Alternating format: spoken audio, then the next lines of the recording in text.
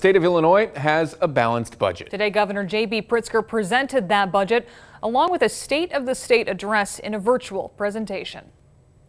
I admit, I wish the last year had been about all the normal problems of government, lowering taxes and fixing roads and making college more affordable, instead of once-in-a-lifetime problems like hunting for N95 masks and building COVID testing from scratch and constructing a fair and science-based strategy for mitigating a new and deadly disease.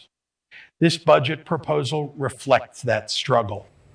The budget, which goes into effect July 1st, includes roughly $83 billion in spending and revenue. The governor promises a boost for state agencies hit hard by the pandemic. Our Capitol Bureau Chief Mike Militich is live in Springfield tonight to break down this proposal for us. Mike? James, good evening. Governor Pritzker shared a clear message today. Illinois families won't be seeing a tax increase, but the same can't be said for businesses across the state.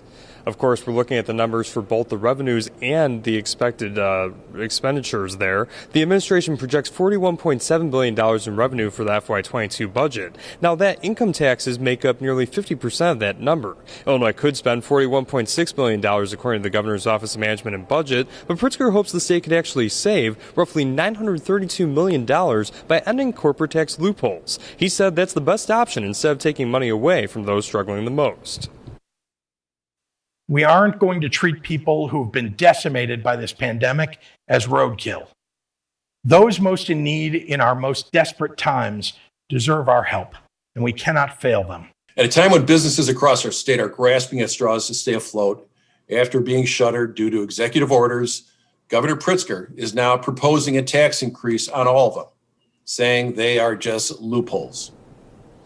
The Pritzker administration told reporters this morning that the General Assembly will actually need to approve each of those changes to corporate tax incentives. This will likely be one of the biggest debates for budgeteers before their plans presented this spring. Now, I also spoke with Comptroller Susana Mendoza about her thoughts on Pritzker's budget today. She actually had some few thoughts about what Leader Durkin said about this budget and his argument there.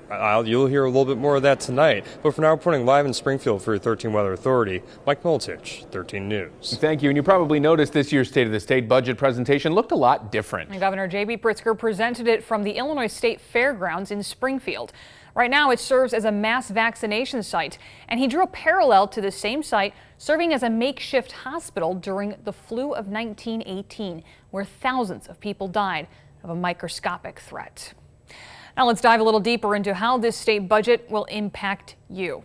First off, the governor asked the General Assembly to pass a $60 million bill to fund the Department of Employment Security to handle the overwhelming number of unemployment claims during the pandemic.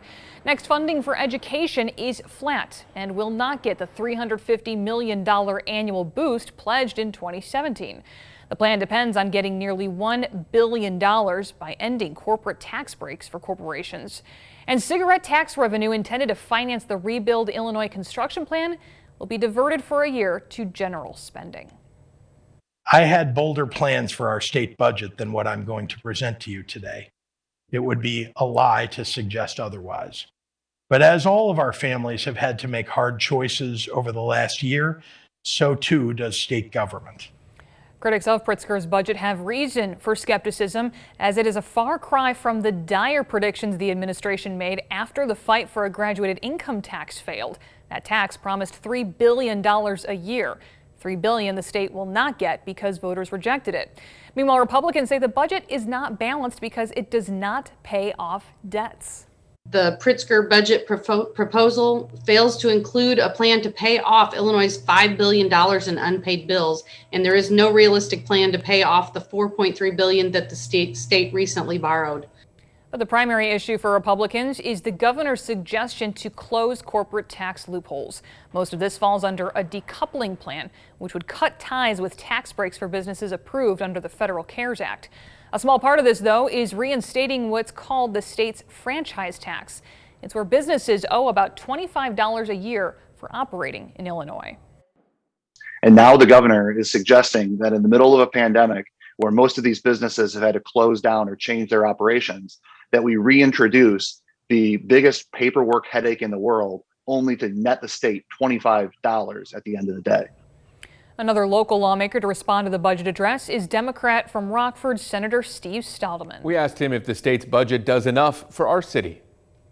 It does. The governor and the state of Illinois have provided tens of millions of dollars to help our communities survive this pandemic. Small businesses, child care providers, and local governments have been given funding to help them stay afloat and provide essential services in this very difficult time. Here's what some of our other local lawmakers say. Representative Andrew Chesney of Freeport said in part, quote, "This proposal is unbalanced at a time the state we love is hemorrhaging people and jobs."